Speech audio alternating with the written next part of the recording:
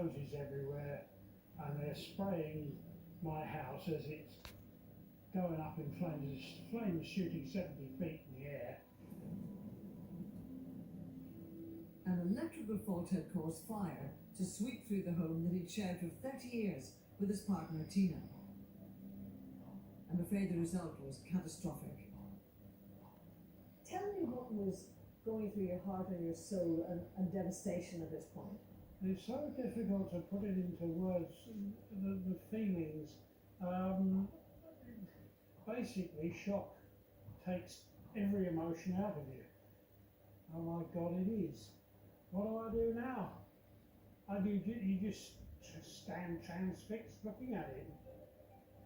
The interior of the house, including all personal possessions, were completely destroyed. But for Steve, the fire was just a prelude to a much bigger and long-running battle that has lasted 3 years. It started when, surveying the still smouldering shell of his former kitchen, he was approached by a man he'd never met before, who believed he might be able to help him. He accidentally, or just happens to be at the spot, Yeah. comes in, and what does he try to sell you or assure you of?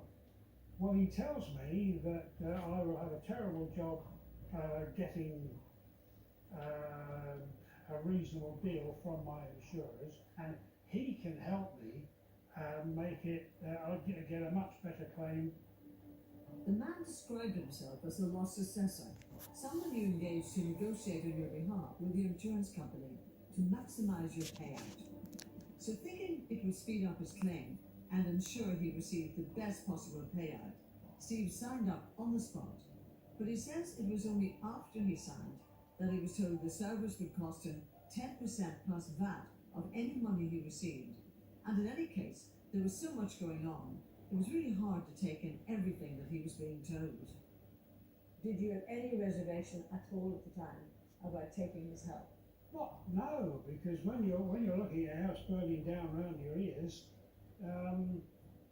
you get a clutch at any straw, and all I had to do was just sign up, and yeah, why not? And you signed up that day too? Yeah, it all looked official, and it was all stand up names and legal speak, as you might say. So that he could remain near his house, Steve moved into a caravan in the garden provided by his insurers. He then drew up a list of his belongings and sent it to the loss assessor so it could begin negotiating a payout on his contents insurance on his behalf. Eventually the firm negotiated a payout of £50,000 for Steve's belongings, the maximum allowed by his house contents policy. But it then took £6,000 of this as its fee, leaving him with just £44,000.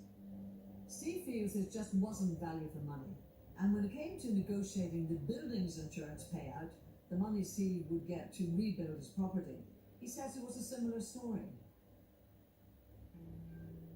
After 2 years of toing and froing, the loss assessors told him it had secured a cash settlement of £250,000, which meant that after it was taken his fee, Steve would be left with just £210,000.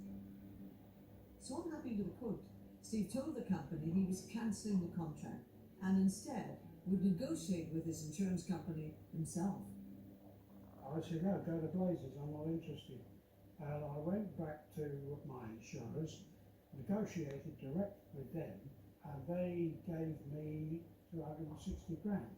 So you must have been pretty happy with that. Well, it was more than the loss adjuster said they could get me from my insurers. But the loss assessors weren't quite so happy with Steve. The company started legal proceedings against him in order to get his 10% of the payout he'd been awarded, even though he'd negotiated this larger amount himself. Keen to avoid a potentially lengthy and very expensive legal battle, Steve settled out of court and ended up paying a reduced fee of £22,000 to the assessors. But he's very disappointed that an arrangement with someone who was meant to make things easier for him has ended up being such a saga, as well as leaving him out of pocket. So who or what is this mysterious trade that turns up on your doorstep so soon after such a devastating event? Well, for Steve, It's made all the more confusing by the fact that the company he was dealing with called themselves loss adjusters instead of loss assessors. In fact, the two have very different roles, as consumer rights expert Martin James explains. So Martin, what is the difference, just for clarity, between a loss adjuster and a loss assessor? The distinction is really important. A loss adjuster is someone that your insurance company will hire to assess your claim and look into what the insurance company needs to be paying you. They're a contractor for the insurance company. A loss assessor is somebody that you hire independently to act on your behalf so you can get as much money as possible for your claim, but you pay them. And the downside is, if it's not a flat fee, you're paying a percentage of the claim itself. And yet, this company called themselves a loss adjuster. Yeah, you're absolutely right. It can be very confusing the way that these firms define themselves. They sound very official, but actually a lot of them work in exactly the same way as a claims management company. You know, the ones that we've talked about before, and who are trying to sort out a PPI claim for huge amounts of money. And it's the same principle. Like with any organisation, there are some companies that do a good job and have a certain amount of expertise, but unfortunately there are far too many who are basically ambulance chasers and are getting money for doing very little. Do we actually ever need that kind of person coming into a claim? Well, in simple terms, Gloria, no. In the vast majority of cases, you don't need to pay someone a big chunk of your claim money to actually have a successful claim. There may be some sets of circumstances where it is useful to get an expert in, and some people want the peace of mind of having someone negotiate with an insurance company, but you shouldn't have to use a loss assessor, and you shouldn't have to pay anyone to get a successful claim.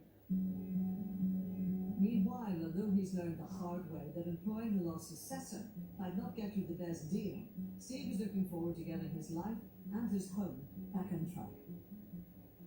So how soon do you think we will start to erect some kind of building to be delivered? Well, I've been enough this summer.